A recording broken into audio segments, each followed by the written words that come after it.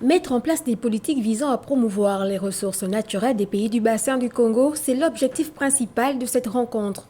Il n'est plus question que le patrimoine naturel de la zone soit uniquement réservé à la conservation. Désormais, les pays peuvent jouir de ce bien en développant des économies vertes. On ne va pas seulement s'arrêter au potentiel.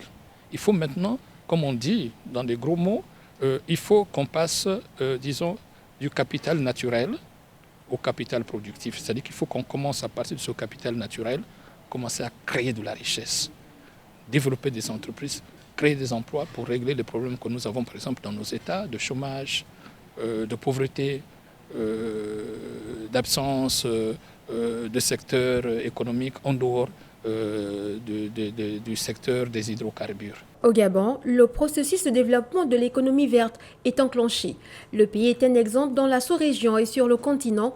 L'ONG VVF est l'un des partenaires du pays en matière de protection de l'environnement. Ici au Gabon, ça fait déjà plus de trois décennies que nous travaillons aux côtés du gouvernement. Nous voulons en fait soutenir le Gabon dans la mise en œuvre de certains piliers, notamment le Gabon vert, qui est un des piliers qui soutient et qui promeut le développement du capital naturel. La valorisation de l'économie verte africaine est certes peu avancée, mais elle peut se déployer grâce aux efforts des États qui devront, selon les experts, miser sur la recherche, le développement et l'implication du secteur privé.